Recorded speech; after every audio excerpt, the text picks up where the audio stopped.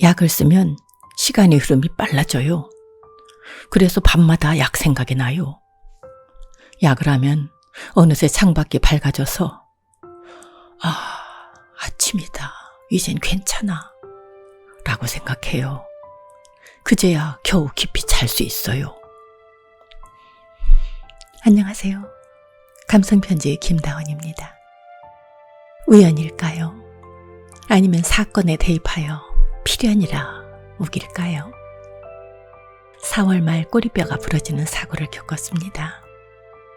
보라색 꽃머리가 담장 아래 소복하게 피었길래 살짝 끝이 구부러진 꽃의 곡선을 담느라 머리가 바닥에 닿을 정도로 사진에 몰두했지요. 일어서는 순간 살짝 어지러웠지만 벽을 잡고 잠시 정신 차렸어요. 거기서 멈추지 않고 더 열심히 몸을 굽히고 사진을 찍은 것이 문제였어요. 기립성 저혈압. 갑자기 일어서면 잠깐 어지러운 증세랍니다. 몇 초 동안 정신을 잃고 땅에 주저앉아 있었어요. 핸드폰은 땅에 떨어져 있었지요. 시간이 가면 나으려니 하고 기다렸는데 첫눈이 오도록 의자에 앉아 있는 것이 힘들고 빨리 피곤해집니다. 의사는 한 달 동안 가벼운 산책 이외에는 운동도 하지 말라며 약을 처방했지요. 약을 먹은 후 약에 취해 잠만 잡니다. 정신병원이나 양로원에서 몸을 움직이지 못하는 환자처럼 무기력하게 누워있다가 간신히 손에 닿은 책이 있습니다. 살아남기 위해 필요한 고통. 도서관에서 제목이 특이하여 가져온 책인데 다다 서재에서 발간하고 마스모토 도시코가 썼습니다. 저자는 사람을 폭력적으로 만드는 약물은 알코올 중독이다. 폭력 범죄, 아동학대, 가정폭력, 데이트폭력, 교통사고 등 수많은 사건의 배경에는 알코올의 영향이 있으며 그 수는 각성제와 비교할 수도 없다고 말하면서 정신과 의사로 수십 년을 경험한 가시라면서 이렇게 씁니다. 이 세상에는 좋은 약물도 나쁜 약물도 없다. 있는 것은 약물의 좋은 사용법과 나쁜 사용법뿐이다. 그리고 나쁜 사용법을 끊지 못하는 사람에게는 무언가 다른 어려움이 있다며 남을 힘들게 하는 사람은 힘들어하는 사람이랍니다. 그러니 그들을 범죄자로 취급하지 말고 정상인으로 살 수 있도록 지원하고 도와야 한답니다. 물론 그런 이들은 지원해야 하고 도와야 하지만 약물을 이용하여 성폭력이나 남을 중독에 이르는 상황으로 모는 이들이라면 상황은 달라지지요. 또 의사는 환자의 각 상황에 맞게 약을 처방하는가 하는 의문도 들었습니다. 꼬리뼈 통증이나 허리 통증을 줄이겠다고 일상을 살아갈 수 없을 정도로 누워있고 싶지 않은 저는 약을 2번 먹고 끊었습니다. 책을 다시 듭니다.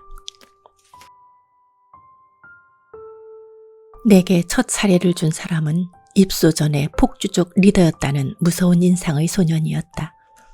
그는 진료실에 들어오자마자 목소리를 낮추며 절대로 아무한테도 얘기하지 마세요. 라고 내게 다짐을 받은 다음 고백하기 시작했다. 그는 매일 밤 불 꺼진 암흑 속에서 두 눈을 크게 뜬 채 가위에 눌렸다. 어린 시절 부친이 몇 시간씩 구타하고 머리채를 잡아 얼굴을 수없이 목욕물에 쳐 담갔던 기억이 되살아났다. 어째서인지 그는 기억 속에서 욕조 앞에 있는 어린 자신의 모습을 내려다보고 있었다. 다른 기억도 있었다. 함께 폭주족을 하던 둘도 없는 친구가 눈앞에서 대형 트럭의 타이어에 깔려 순식간에 피투성이 고기 조각이 되는 전경이 슬로우 모션으로 흐르다 필름에 되감겨서 다시 같은 장면이 반복되었다. 그는 어둠 속에서 그런 영상의 단편과 대치하다 보면 공포에 압도되어 지금 자기가 몇 살인지도 모르게 된다고 했다. 누가 어떻게 봐도 전형적인 외상 후 스트레스 장애, 플래시백 증상이었다.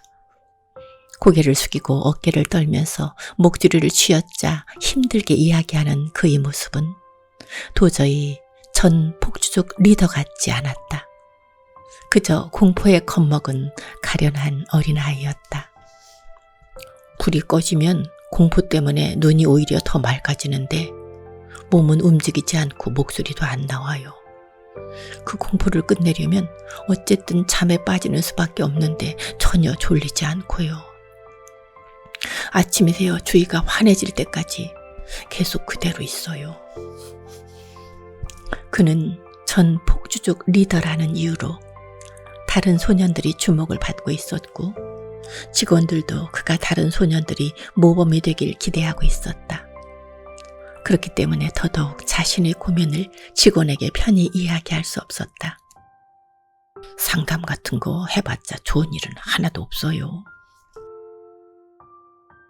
그는 힘주어 말했다. 초등학교 3학년 때 집에서 얻어맞고 얼굴이 부어오른 채로 학교에 간 적이 있어요. 제 얼굴을 보고 수상하게 생각한 담임이 잠깐 와봐 라고 불러내더니 비밀은 절대로 지킬 테니까 솔직히 말해 라고 끈질기게 묻는 바람에 솔직히 망설였는데 담임을 믿고 집에서 매일 맞는다고 얘기했어요. 그랬는데 담임이 그날 밤 우리 집에 오더니 아버지한테 막 잔소리를 시작하는 거예요. 당연히 나중에 아버지한테 엄청 두들겨 맞았어요. 쓸데없는 소리는 하지 마! 라고요. 그때 다짐했어요. 절대로 어른한테 얘기하면 안 돼. 어차피 배신할 거야. 결과만 더 나빠져.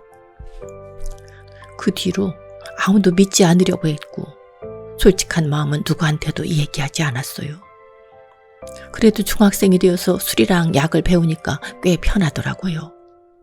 마음이 힘들어도 술을 마시거나 말이 화나나 좀 빨면 뇌가 마비돼서 아무것도 느껴지지 않거든요.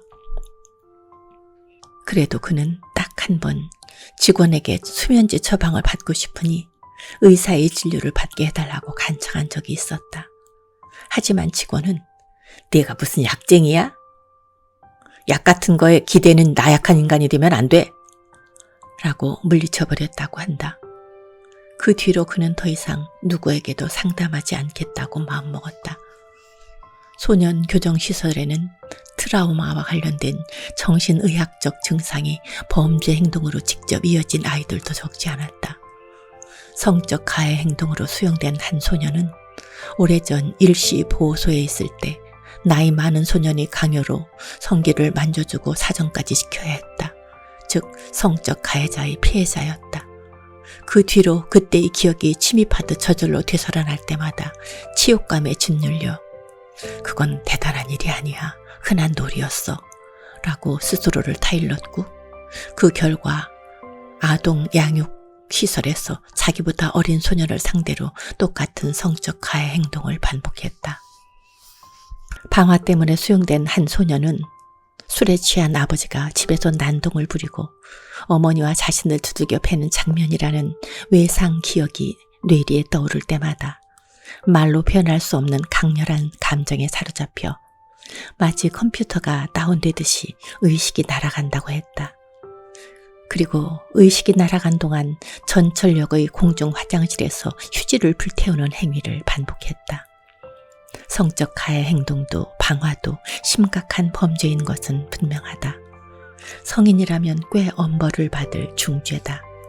하지만 그런 범죄의 가해자인 아이들의 이야기를 듣고 있으면 그들이야말로 피해자이며 필요한 것은 형벌이 아니라 의학적, 심리학적 치료가 아닐까 하는 생각을 할 수밖에 없었다.